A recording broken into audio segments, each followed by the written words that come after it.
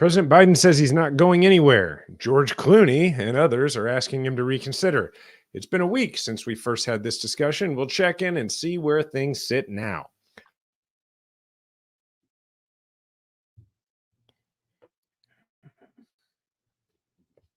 It's at stake here, regardless of who the Democratic nominee is. Finally, like cicadas, Josh Hawley has to crawl out of the ground occasionally and remind you how despicable he is.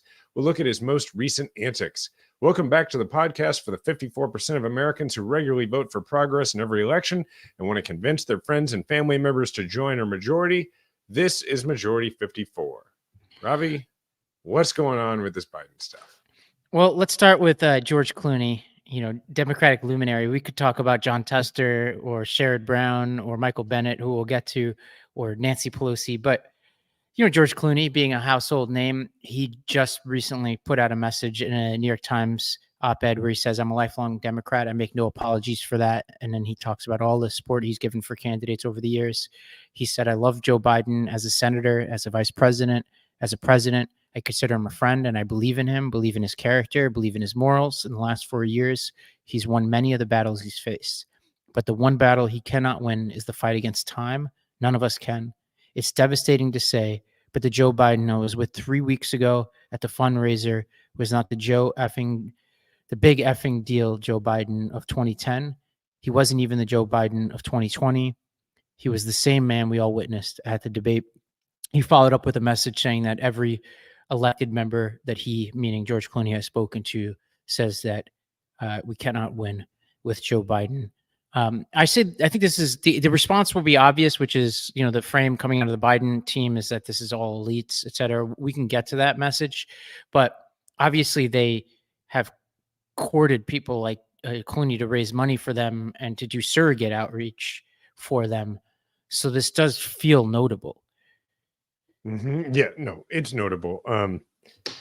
Look, George Clooney actually has a rather well-known and famous viral rant about whether he's an elite that some people may have seen, where he says, Trump has called me an elite and how he thinks that's funny and how, yeah, he has this career in Hollywood now, but he used to sell things door to door and he grew up in Kentucky. And so, look, I don't think you can dismiss George Clooney, particularly because it's not like he's saying something that no one else is saying.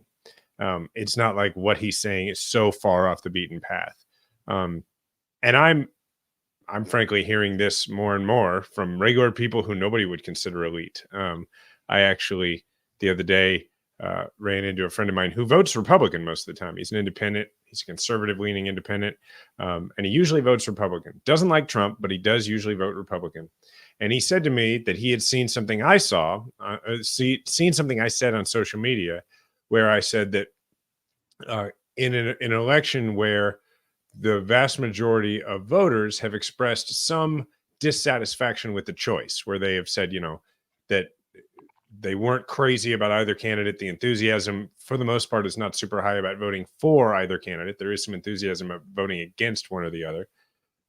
And what I had said is that there is a world in which the party, and I'm talking about both, where if either party were to say, we are changing who our nominee is, that there is a large group of independent voters who would look at that and see as though one of the parties was listening and the other wasn't.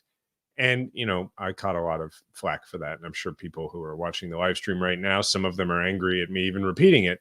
But this friend of mine who's an independent, conservative-leaning independent voter was like, I read that and I thought that's the smartest thing anybody said, because and he even said if the Democrats were to put up Kamala Harris, then he would finally be able to not vote for Trump is how he saw it. So look, that's anecdotal, but it's certainly not elite. And so I think it's worth mentioning. Yeah, well, that was George Clooney. This is Senator Michael Bennet from Colorado, just I think yesterday. Senator John Tester and Senator Sherrod Brown all said during that lunch that you don't think President Biden can win in 2024. Is that true? Well, it's true that I said that. And I did say that behind closed doors. And you guys and others asked whether I'd said it. And that is what I said. So I figured I should come here and say it publicly. Why do you think he can't win in November? I just think this race is on a trajectory that is very worrisome if you care about the future of this country. Joe Biden was 9 points up at this time. The last time he was running, Hillary Clinton was 5 points up. This is the first time in more than 20 years that a Republican president has been up in this part of the campaign. Donald Trump is on track, I think, to win this election and maybe win it by a landslide and take with him the Senate and the House. And so for me, this isn't a question about polling. It's not a question about politics. It's a moral question about the future of our country. And I think it's critically important for us to come to grips with what we face if together we put this country on the path of electing Donald Trump again. Yeah. Ravi, are we at the part where we're going to comment on this yet, or do you want to have more? Yeah, do you want to do more of these? Well, we won't play the Pelosi clip because it's kind of reading tea leaves. I mean, a lot of people are interpreting Pelosi's moves over the past 24 hours as her setting up to nudge Biden out of the race.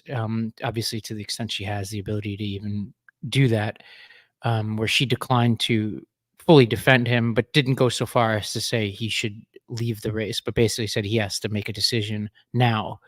Well, and for context, this is after he had sent a letter to Congress saying, I've made my decision. I'm staying in the race. And when she's asked about it, she's like, well, it's really important he make a decision. So it's not that hard to figure out where she is on this. Yeah. And I think what Clooney is saying is right in the sense that I don't speak to electeds as much as he does, although I do speak to them quite often.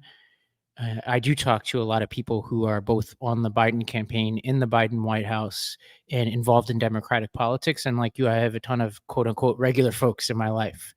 And there's near unanimity in people in my life who I know personally, right? Who all feel the same way, which is they're alarmed and feel like we are lemmings heading over the cliff. I would say there's a different vibe I'm getting from people who are online folks who I've never met before. Not to say that there isn't understatement of the year. yeah.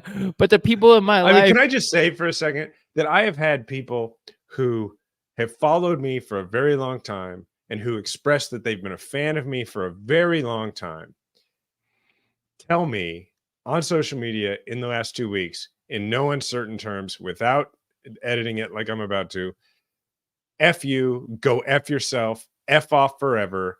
I mean, like, people who I think don't. So I don't think that there is a calm discussion happening here. I think people are panicked. The term for this is audience pruning, which could be happening as I speak right now.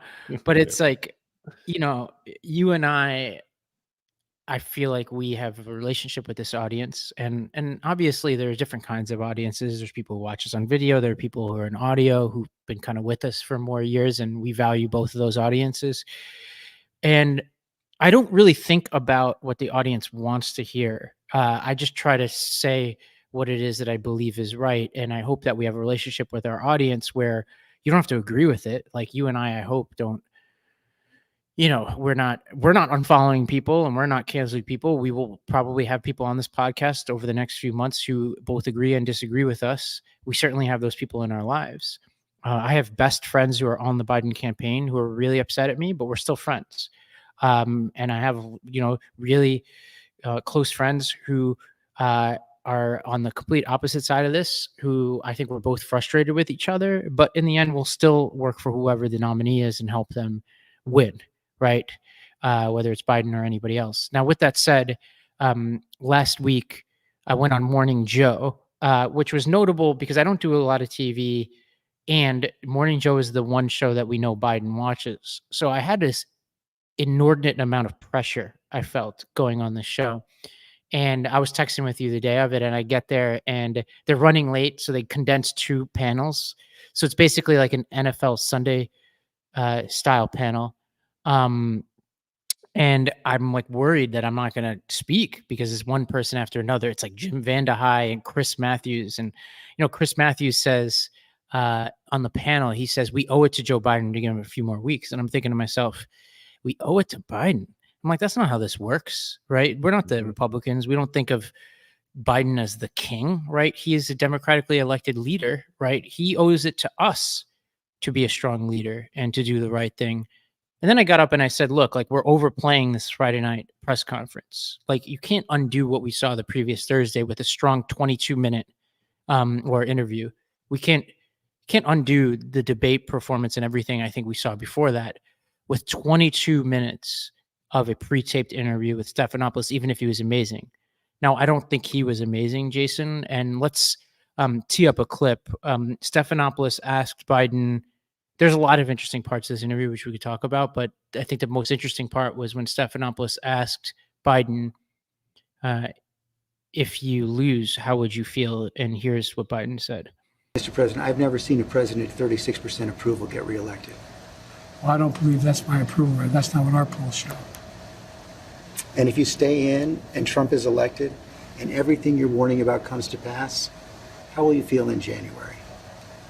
I feel as long as I gave it my all and I did the goodest job as I know I can do. That's what this is about. So that's what it's about, Jason, whether he tried his best. Yeah. Okay.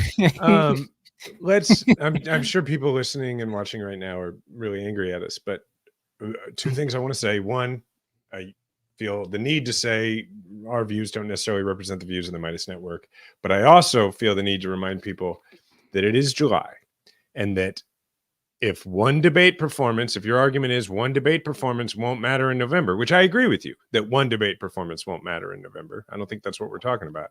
It is also true that 1 to 2 weeks of discussing whether this should definitely be the nominee and people trying to persuade President Biden to consider stepping aside will also not affect the ultimate result in November, because the attention span in this country is not long. And it is worthwhile to stop and have this conversation. So with that said, let's look at how Jonathan Martin from the New York Times set up this coming week in this whole saga. You know, when you're driving somewhere and you see a gas station or a liquor store right before a bridge and it says last chance for gas or last chance for liquor, I feel like this press conference Thursday, Alex, is like the last chance Democrats have, right? Like they're going over the bridge and this is it. If you want to pull over and fill up your tank or buy a bottle of bourbon before you go to a dry county or a dry state, boy, this is the moment. This press conference on Thursday, I think, if he hits the ball out of the park, obviously the pressure will ebb. But if it doesn't go well, I think you will see one final round of Democrats trying to get him out of the race. And you'll see, I think, some of these senators, especially, who have been quiet or been talking on background, go public and call for him to step out. I think that it's a high-stakes moment on Thursday because, time's are wasted. Next week is the GOP convention. Trump's picking a running mate. This is really it. This is the week. This is the week. And that press conference, I think Thursday, will tell us a lot about where Democrats go from here. Okay, I want to talk about these two clips together. One, the clip you played before of Biden saying, as long as he gives it his all, he'll feel fine. I think it's important to say, look, I have to do the same caveat that all of us have to do. I know Joe Biden personally. I have had a great experience with Joe Biden at every turn. He's been very kind to me and to my family. I respect him, et cetera, et cetera. It's all true. And I'm going to steal this line from our friend John Lovett, who said a week ago, my support for President Biden is entirely conditional, as it would be for any American president. It is conditional for any president on what they do. And what President Biden has done has been great, but it is also for a Democratic president up for re-election. It is conditional on whether they can win re-election.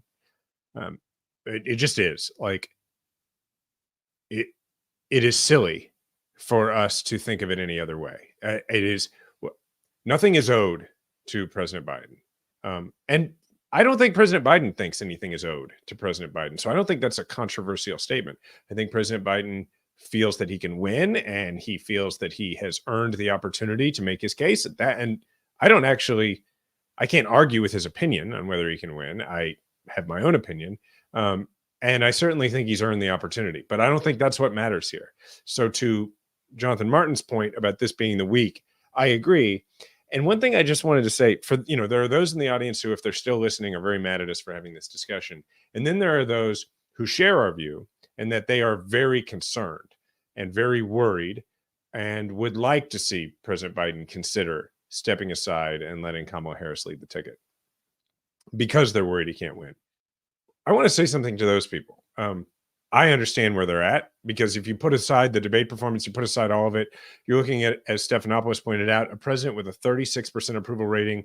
And if you're being generous, looking at all the polls that have polled this question, if you're being generous, 70% of registered voters have said that they don't think he can do the job for another 4 years. Okay. Regardless of whether he can, 70% of voters in the best poll for him are saying that.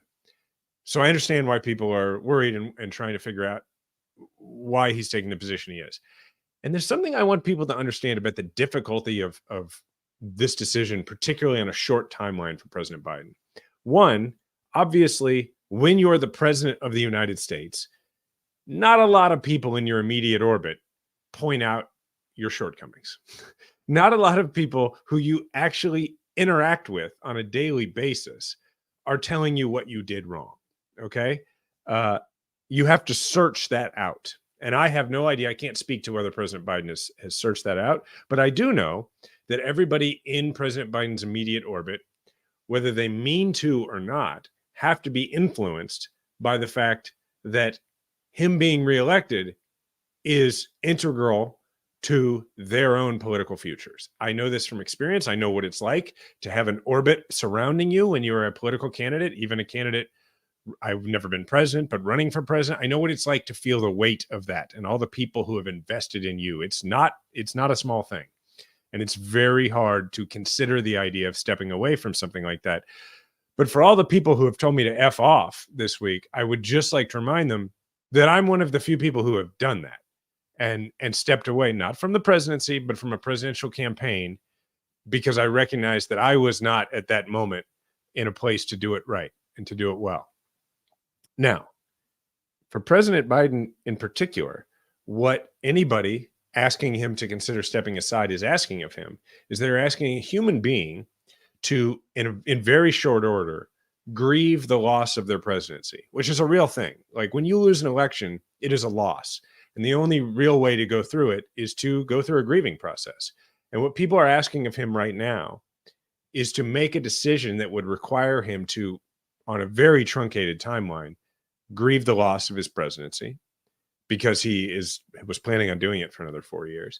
But even more complicated than that, wrapped up inside that own introspective, deeply reflective journey that he would need to go on, because the nature of this situation is about his age and is about his ability to perform at the level he needs to at his age.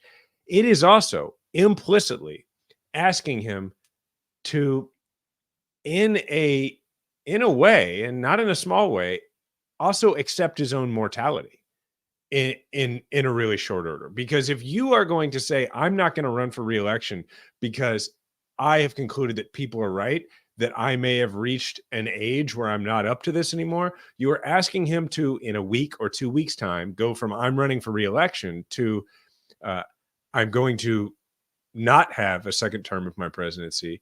And I didn't mean for the live stream to give that a thumbs up, but that's a new weird thing that this technology does. And then the second part he has to accept is implicitly, even if he doesn't say it out loud, he has to accept that he is toward the end of his own life, which is an incredibly difficult thing for a human being to accept. And anybody who has aging parents, for instance, knows that it is, or has had aging grandparents, knows how hard it is for people to come to terms with the idea that they really are getting a lot older. So I'm just saying, I think that's why this is such a difficult conversation.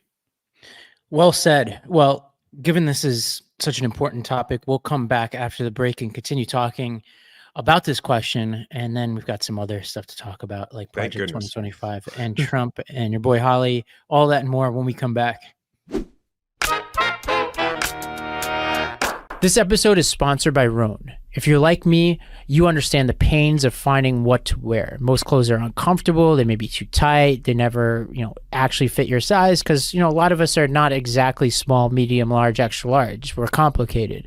Sometimes when you find something you like, you can only wear it for a few hours before that important meeting or dinner, and then you have to change into something else. And everyone wants to dress their best. You want to look good at all times. And frankly, it's a confidence booster. So here's the deal. Men's closets were due for a radical total reinvention, and Rhone stepped up to the challenge. Rhone's commuter collection is the most comfortable, breathable, and flexible set of products known to man, and here's why. Rhone helps you get ready for any occasion with the commuter collection, which offers the world's most comfortable pants, dress shirts, quarter zips, and polos. You never have to worry about what to wear when you have the Rhone commuter collection. And here's some anecdote. I'm wearing my Rhone pants right now. And last week I was at a wedding. I wore my Rhone button-down shirt to the wedding at a formal wedding, and I will also wear it tomorrow when I just go into a coffee shop to have a meeting. It's that versatile. So it's time to feel confident without the hassle. With Rhone's wrinkle release technology, wrinkles disappear as you stretch and wear the products. It's that easy. Yeah, I actually not so neatly folded that shirt in my bag for the wedding, and I was able to take it out, and automatically I was able to put it on. It looked like I had ironed it, but I didn't. It's an inside secret between us. So with Gold Fusion anti-odor technology, you'll also be smelling fresh and clean all day. On top of that, Rhone is 100% machine washable, so you can dish the dry cleaner all together. We're on the move a lot, and the Rhone commuter collection has never let me down. The versatility and overall comfort of the collection is undefeated. I absolutely love it. And even after I wear it all day, I feel super fresh because that Gold Fusion anti-odor technology. At that wedding, I was dancing up a storm, wore it, no problems. So the commuter collection can get you through any work day and straight into whatever comes next. So head to Rhone.com/majority and use the promo code majority to save 20% off your entire order. That's 20% off your entire order when you head to RHONE.com/majority and use the code majority. It's time to find your corner office comfort. Look, sleep is so important in my household, which is why I'm in love with my Helix mattress. With everything going on in life, work, obviously politics are crazy right now. It's incredibly important to just get a great night's sleep. And the Helix lineup offers 20 unique mattresses, including the award-winning Luxe Collection, the newly released Helix Elite Collection, a mattress designed for big and tall sleepers, and even a mattress made just for kids. So how do you know which one is the right mattress for you? Well, you could take a quiz and find the perfect mattress in just under 2 minutes, and your personalized mattress is shipped straight to your door free of charge. I took the sleep quiz and I was matched with the Midnight Luxe mattress because of just my unique sleep preferences.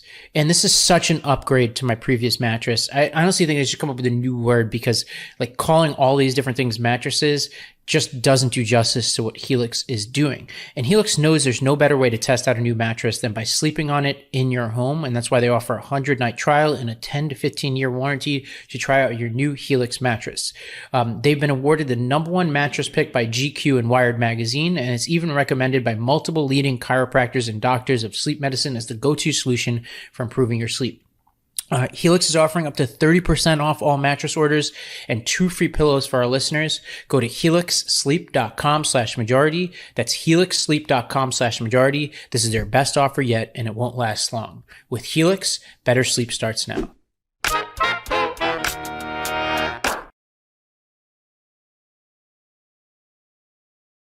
Ravi, you're muted. There we go. There you go. One of the interesting Firing parts on of all the cylinders.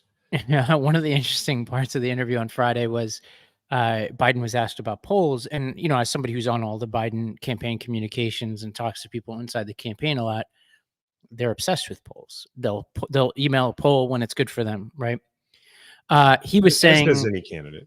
As does any candidate. Well, I found interesting he was contesting basically all the polls that were put in front of him, which in a way is understandable, but I think this gets to something that is showing up in the polls, which is one of the things that Biden has tried in the Biden campaign, and all of us have tried to make clear about Trump, and Biden has actually been saying over the past week when he's been making appearances, is that Trump is a liar. Like one of the things that he was talking about in response to Trump's debate performance is that it's hard to keep up with all the lies, et cetera. One interesting, I think, side effect of this whole saga of Biden's performance and what I view as spinning of that performance, both by Biden and others, and I think this gets to some of the shifting explanations. Was it jet lag, even though it was 2 weeks after he came back? Was it a cold? Although now it's a week later, he gave that interview with Stephanopoulos. Can't credibly say a cold was involved there or in any of the other anecdotes. There was one excuse after another, sleep patterns, et cetera. That is starting to take a hit on Biden's credibility. So YouGov, Peter Hamby tweeted this out earlier today. He said in April, Biden's trustworthiness in the poll was at 46%. Now it's 36%. And this is in a long line of polls that are showing the sort of trustworthiness of not just Biden, but Democrats as a whole dropping. There was one alarming AARP poll that's been making the rounds that shows Biden down 5 in Wisconsin. And his approval in that state is at 39%. Trump's at 51% in a retrospective on his presidency. Trump's net 24 with independents in Wisconsin, 32 points better with younger voters. Biden's only getting 3 out of 10 young voters. And Baldwin is running 11 points, Tammy Baldwin, 11 points better than Biden in that state. I would say this is alarming. I can go through all the other polls. A lot of people may be listening and be like, I don't care about polls. But I tend to think asking voters what they think is actually one of the better ways to go about this process. And voters have been telling us with red blinking lights what they think. They're alarmed. They don't think Biden can do another 4 years. It's costing Biden, and as Bennett was saying, we've never been down this much at this point in a race. And it's by a pretty considerable margin that we're off, and the stakes couldn't be higher.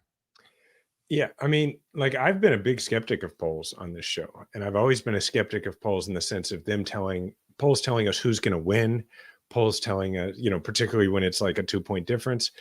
But what I'm not a skeptic of is polls demonstrating a trend. And when every poll seems to be trending in a singular direction, there is a trend. I mean, that's just how it works. But what kills me is people who are saying that by having this discussion, we're doing damage, and we've just got, like, look, put completely aside President Biden's performance of that debate. Like, honestly, it doesn't even matter. What matters at this point is one thing, and that is that we are losing. Like, our side is losing right now. And nobody on the Biden campaign has been able to demonstrate any data that shows the path to getting back to winning, because the trends in all the polls, including theirs, by the way, the trends are going in the wrong direction. The trends are going toward Trump. We have gone from a place, as a friend of mine said to me the other day, where in 2016, Donald Trump, a horrendous human then and a horrendous human now, where the question in that election was, can he possibly win? How could he possibly win? We are now 8 years later. We are 2 impeachments and 1 insurrection later. And the question in this election seems to be, is it possible for Trump to lose? So put aside everything about the debate. Put aside Biden's performance in the coming days. Put aside all of it. And just ask yourself, if you are losing and you cannot see what the path is to start winning again, what is your argument for refusing to change your approach? Like, that's what I don't understand. It's just put everything else aside and go, okay, this is the last chance to change the approach. Yes, you may feel that having Kamala Harris be the nominee instead of Joe Biden is drastic. And to you, I would say, if there is not a time to come up with if this is not the time to consider a drastic move, then what is the time? I don't know when that. Yeah, here's the real talk from me on this one is like, and people could disagree with this. I can only tell you what I hear with my own ears. Biden on Thursday night in the debate could not communicate a clear message to the American public. I think everybody can agree with that. There wasn't a clear message. At any point in that debate did he communicate a clear message. He took an entire week to do this interview that was 22 minutes pre-taped. In that interview, he could not smuggling a message about his campaign. We are now going to be on 2 weeks by the time he gives this press conference on Thursday night. Ask yourself as you're watching that, is there a clear message that is going to turn the tide of this race? And don't round down, right? Don't be like, he's better today than he was yesterday. All this kind of stuff we say about our grandparents. Say, is this a message that is going to convince undecided voters? That is all this is about. That is what this is about. If somebody were 1,000 years old and they could do that, I will be the first one to sign up for it. If they're 10 years old and they could do it, I would sign up for that. It does not matter to me. But when I hear Biden, he cannot string together and communicate an effective message to the American public. And that's why the data is what it is. There's one more point here, which is like, think strategically, right? One thing that we should take from the Indian elections where Modi underperformed and the French elections where the right wing underperformed there was that there was strategic thinking in both of those cases. One of the benefits of coalition governments and short election timelines, and they announce these things and then they hold the election like 2 months later, right? So Yes. things can happen really fast. What they did in India and what they did in France was the coalitions came together and they strategically decided we're gonna contest this seat. We're not going to contest that seat, so that would maximize the chances of each individual seat going to their coalition. We need to come up with our own equivalent of strategic thinking. And the best argument I heard on this front was from Jerusalem Dempsis in The Atlantic, where she said, chaos can be our friend in a way, meaning we don't want to be disorganized for its own sake, but in a way, the uncertainty that the Trump campaign is heading into their own convention with could be our asset. Like, play it out like this. Let's say Biden doesn't do what he needs to do this week. He regroups over the weekend. He decides he's not going to run. He and Harris huddle over the course of next week. We don't really see a lot of them. The Trump campaign has no idea who they're going to be facing coming out of their convention. Then he names Harris coming out of the convention and pick your person, Josh Shapiro, Gretchen Whitmer, whatever. Somebody really solidifies one of the early states that we need, one of the critical three especially. That would be strategically smart. That would mean that we've taken the air out of the GOP convention, totally stole their news, and created some momentum heading into our convention. And we've thought strategically about who's going to be on that ticket. And Biden can focus his energy on being a great president, continue to be a great president for the next few months. Yeah, what I totally agree, and making lots of enemies. By the way, like the people who are like, you just want Trump to win, like, okay, you're clearly not listening, and then the others who are like that you're not loyal. No, I'm loyal to democracy, right? And I think President Biden has done an incredible job defending democracy. He's done an incredible job as president, and that puts us as Democrats in a very unique situation, which is we have, in my view, the strongest case to make in a presidential election that we have had since probably 1996. I cannot think of Clinton's reelection is, I think, the last time we had a case to be made that was this strong, where the average voter was on our side about damn near every policy issue. Where I gave an interview to CNN this week where I said that I do not see where there's a single national issue, regional issues aside, where there's a single national issue that it would be useful to a Democratic candidate for the Senate or the House to break with the president on really a single issue, which I think 96 is the last time we saw that, right? And so then the question becomes, okay, who will decide this election? We already know, even the polling back when Trump was first getting back into the race and Biden was in the lead, we already knew that it was going to be a much closer election than last time, which means it is going to come down to largely independent, undecided voters. Now, who are these voters? There's been a misnomer for a long time that these voters are in the middle on the issues. I don't believe they are. I think many of them are like my friend who I referenced at the beginning of the show, where they may be on the right, they may be on the left, but the difference is, unlike affiliated Democrats or Republicans, their views, while they may be strong, are very loosely held. They know what they believe, but they don't feel that strongly about it. And these are the people who tend to vote for the candidate. And they tend to vote, particularly if we're talking about men, for the candidate who they believe to be a stronger personality, more in charge, that kind of thing. They will also vote on character, so long as there is strength to the person, right? That's how, don't blame me. That's how they tend to think. And I'm not one of them. You're not one of them. That's how they tend to think. So going back to the idea that we have the strongest possible case we've had since 96, it ceases to be about the fact that Joe Biden absolutely is a huge part, if not the part of the reason we have such a strong case to make, because he has done such a good job in his presidency, by the way, with the help of his vice president. And so then you ask the question, well, who is the best person to prosecute that case? And sometimes, like with a company, sometimes the founder, it's called founder syndrome. Sometimes the founder is not the best person to be the CEO when the company goes public. Sometimes, in this case, it is my belief that the person who created this outstanding record may not be the best messenger, the best person to prosecute the incredible case that has been made, or that has been created to be prosecuted.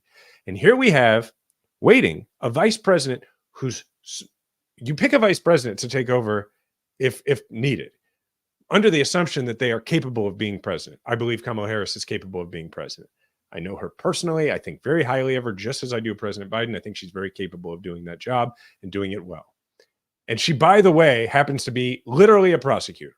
She is a person who can go out and prosecute this case. And I don't know if you and I agree on this, but personally, it's why I don't see any sense in the idea of having this blitz primary. People are talking about looking for a brand new nominee. No, I want a person who can prosecute the case and can credibly defend and evangelize the record of the Biden administration. And the best person to do that is the person who is the other half of the Biden administration. And that's just what I believe has to happen if we're going to have a chance to win this. That's what I believe right now. Yeah, you and I aren't fully there, but I think I'm so loosely held on what comes after, meaning I believe there's any number of 20 people in the Democratic Party who would do a good job. And if Biden said, hey, it's going to be Harris, I would spend zero time disagreeing with that decision. I would pick up a shovel and just start digging. Right. I see some wisdom in doing some kind of contest where people compete to get it. But if they just decided another way, I wouldn't be outraged. I would understand the wisdom of it and be an enthusiastic supporter of that ticket. I think the question of loyalty I find so interesting. You mentioned what is loyalty, right? It reminds me of, you and I have a favorite show, Band of Brothers. There's the episode of the Battle of the Bulge where they're out in the freezing cold snow. And at a certain point, the members of the company have to go to Winters. They have to kind of skip a step and say, look, we need a new command. We need a new Commander. Yeah. Commander in charge of Easy Company, right? And it was a difficult decision for them because it's abnormal. And I think for different reasons we're at this point now. And I think the honesty is part of what I think is loyalty. And it's a good example. It's well, what's a good friend? If you put on an outfit that makes you look ridiculous, it's going to be your best friend who tells you look ridiculous. Yeah. I'm in a writers group and somebody was quoting Morgan Housel, who wrote The Psychology of Money. And when Housel, which is a very successful book, but he had an early draft, which to his description sucked. And he said he shared it with some friends. And one of his friends wrote him a detailed email saying, this is horrible. And you need to it just doesn't make sense. And Housel says if it wasn't for that email, he would not be the successful person he is today. And I think for our democracy, we're the good, loyal friends, in my opinion. You don't have to agree with that. But I think the loyalty requires honesty. And it requires us to hold the mirror up to Biden, as George Clooney did, and say, this is what I see, and speak truthfully. Now, if you're in this audience and you see something else, then speak that truth. I'm not going to be mad at you over that. But that's all we're doing. But we have to take one more break here, and then we got to talk about Trump because there is plenty going on there, and I want to do justice to that. We'll be right back. Lumen is the world's first handheld metabolic coach. It's a device that measures your metabolism through your breath. And on the app, it lets you know if you're burning fat or carbs and gives you tailored advice to improve your nutrition, workout, sleep, and even stress management. All you have to do is breathe into your Lumen first thing in the morning, and you'll know what's going on with your metabolism and whether you're burning mostly fats or carbs. And then Lumen gives you a personalized nutrition plan for that day based on your measurements. You could also breathe into it before and after workouts and meals, so you know exactly what's going on in your body in real time. And Lumen will give you tips to keep on top of your health game. This is really important. I've been running this fitness community for years, and often what I hear from people is My metabolism is X, my metabolism is Y. But this actually gives you the data to actually confirm or in some ways challenge some assumptions you have about your body. And because your metabolism is at the center of everything your body does, optimal metabolic health translates to a bunch of benefits, including easier weight management, improved energy levels, better fitness levels, better sleep. And it could track your cycle as well as the onset of menopause and adjust your recommendations to keep your metabolism healthy through hormonal shifts so you can keep up your energy and stave off cravings. So if you want to take the next step in improving your health, go to lumen.me/majority to get 15% off your Lumen. That's lumen.me/majority for 15% off your purchase.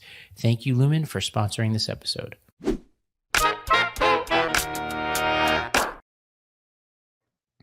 All right. Project 2025. Trump is trying to distance himself from Project 2025. He tweeted basically that he didn't know anything about it. He's like, I don't know who these people are. The Guardian did some good reporting to show actually all these people who are behind Project 2025 were appointees in your administration, and Project 2025 and your platform have some like extreme consistencies and overlap.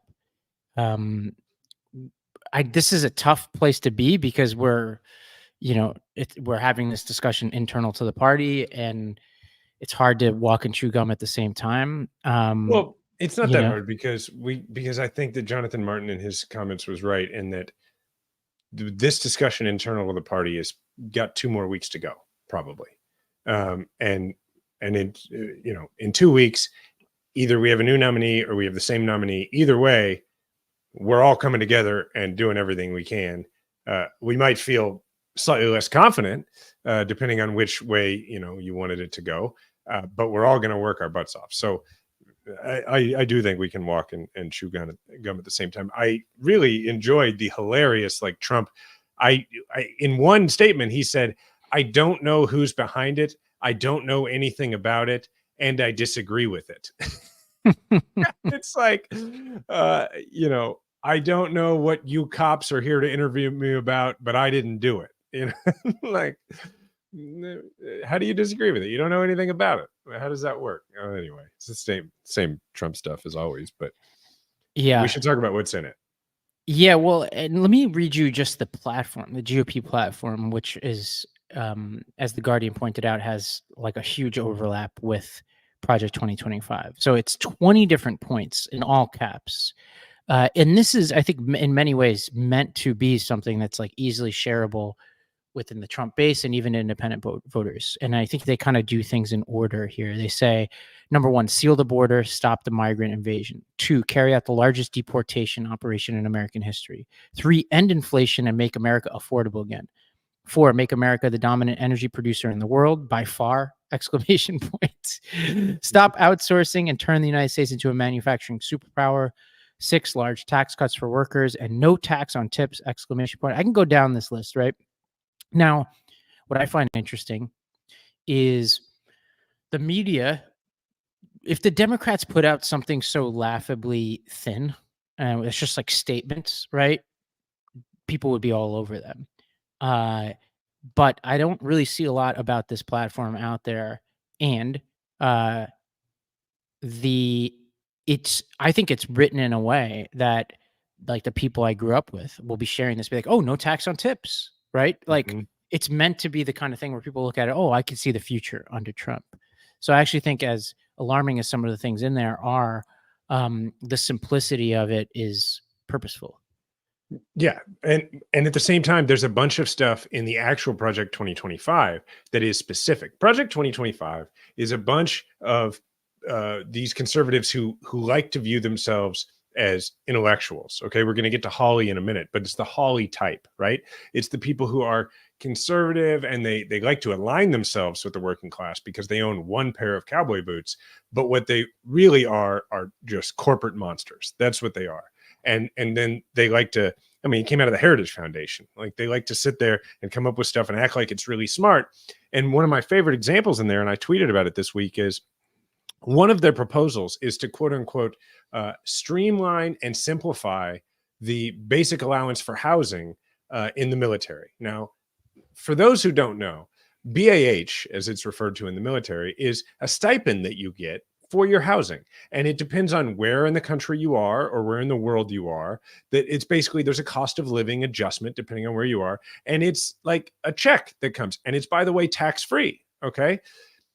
And what they are saying is they're like, we're going to redo and reform BAH by making it so instead of it being a blank stipend, that we're going to have members of the military actually fill out, like invoice us, and then we'll pay them, what their actual rent is. And they say, look at all the money we're going to save. And what they leave out is that BAH, yes, it is a very common occurrence that your BAH that you receive every month is more than your actual rent. And it's tax-free. And there's a reason that it stays in place. It's because it's a key economic factor as to why members of the military stay in and re-enlist, is because it is basically, without being said, part of your compensation. So these fools who have been running around saying, what's with the recruitment crisis in this country, which, as if no one can tell why it's hard to recruit people after 20 years of war. And by the way, it is somewhat combined with the fact that Americans are much more likely to be in poor health and therefore not as often eligible for the military. But they like to complain about it and say it's Biden's fault. And then they're going to go in and they're going to really, what they're doing is they're cutting military pay. That's one of many things that they have fancifully worded in Project 2025. And there's stuff all through it that are just like that. Huh. And, this is part of, like, I think a larger sort of bait and switch that the Republicans do, where they're fairly organized underneath the surface. And there's like this meeting of the minds between the establishment, which has at times hated Trump, but has learned to just kind of keep doing their own thing and treat him like a useful idiot. And I'm not sure who the useful idiot is, the establishment or Trump or both of them, but they've reached a point of symbiosis now where they're very effective together. The Supreme Court being an example of that. Well, and they have a move that everybody should watch for, right? Here's the move. Trump says crazy stuff. And then everybody in the establishment, when they're interviewed, says he's not serious about that. Or that won't really happen. Okay. This week, the example was Trump's calling for military tribunals of all sorts of people, Liz Cheney, everybody else. And by the way, if he gets what he wants out of Project 2025, which is the ability to hire and fire anybody in the federal government, regardless of their position, everybody except Supreme Court justices and members of Congress, he can hire and fire under their plan. And then what does Lindsey Graham say about it? Well, that's not going to happen. Says who? He's been given total power if he's president. Absolutely, that's going to happen. And by the way, Lindsey Graham, how do you know you're not going to be in one? Like, once he no longer needs your loyalty, you were mean to him at one point. You could be in one. I mean, it is nuts. And so when we come to the end of this 1 to 2 week period of self-assessment as a party, we're going to have to, no matter who the nominee is, we're going to have to work our butts off to try and save the country from this. Well, one more piece of interesting news. Your home state senator, Josh Hawley, recently gave some head-turning remarks at a conference. Let's go to that clip. Some will say now that I am calling America a Christian nation. And so I am.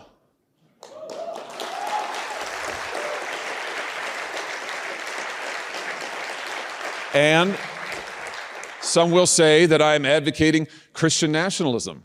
And so I do.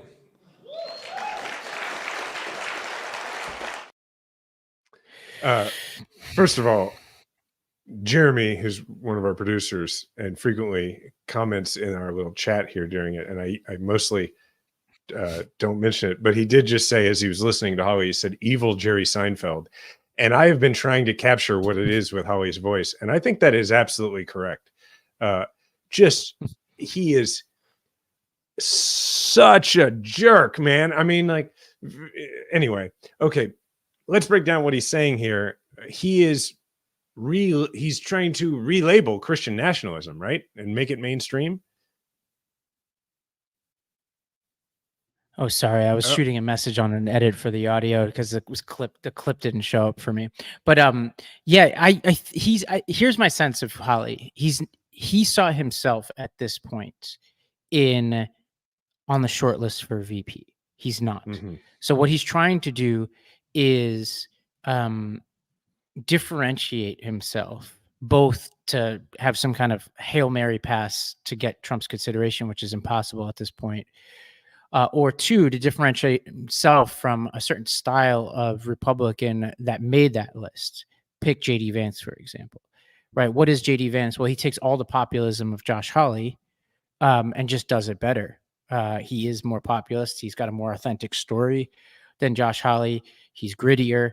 He's got a beard. Yeah, His books are better. Funny. You know, his victim complex is more complete, right? Nobody looks at Josh Hawley and says, "Yeah, he's got it all, baby." He's got it. He's got the complete package. But what he doesn't have, Josh Hawley has like the grieved white man starter kit. It's yes, like, here's some good hair and a baritone. Here's your degree, like a Barbie accessory. Here's your degree from the college that you have to say you hate now. Go for it. Yeah. And, you know, back at sort of Josh Hawley worldwide headquarters, they're like, well, what is our angle here? And they're probably like, well, he's definitely sellable as a religious zealot more than any of these other people. And they're probably right. And if they're going after that vote, I think what they're going to soon learn is that the evangelical Christian right are as cynical as anybody, and they just need you to get to a certain bare minimum, and that's all they need. They don't care how authentic you are on that, because if they did, we would have Republican nominee Mike Pence, not Donald Trump.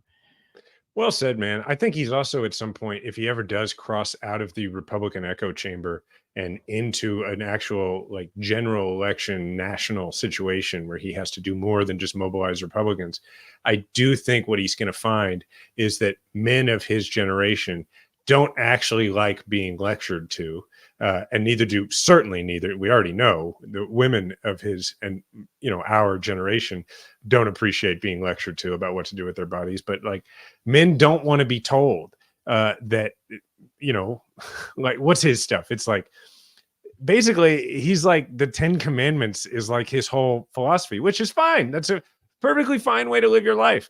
Americans, as a rule, in particular, what is now the working class portion of, I'll give the Republicans credit, they've managed to shoplift a certain working class portion of the electorate into their base. Those folks who are showing up at Trump rallies and are tattooed and have, long beards and show up on their motorcycles are not going to be interested in a guy who looks and sounds and came up the way Josh Hawley did, telling them that they're not allowed to ever look at porn, and that in vitro should be gone, and that the pill should be outlawed, and that if they don't go to church, there's something wrong with them. I don't think that's going to work in the long term. But Josh Hawley is, if nothing else, a man with a radar for when he's not being talked about. So I think you're 100% right. I think that the fact that Josh Hawley had on January 6, 2021, not reached the levels of national infamy or fame, either one, that he thought he would have by that point in his first term in the Senate, is why he raised his fist and is why he objected to the vote. And I think it's exclusively the only reason. And I think it's why he's saying this kind of garbage now. Well, on that sunny note, shall we? On that sunny note, yes. All right, look, I'm going to say this one last time. There are people who are angry at us for being honest about our opinion. And just understand that we value your opinion. We think that you have every right to have a strategic difference in your point of view from us. None of us, none of us who believe what we believe about this situation think that you're doing it because you want to destroy democracy or because you want to hand the election to Trump. Just do us a favor and extend us the same grace and the same benefit of the doubt so that we can all have a healthy conversation. Because as Tommy Vitor said this week, which I appreciated, the difference between us and the Republicans is that we are a political party, not a cult. And we don't all have to pretend that we believe the same thing all the time. We can have strategic differences of opinion. And in a couple of weeks, this is going to go one way or the other. And we're all going to come together and we're going to do everything we can to save democracy. But for the time being, we have to have real conversations. Now, with all that, Ravi, how are things in your life?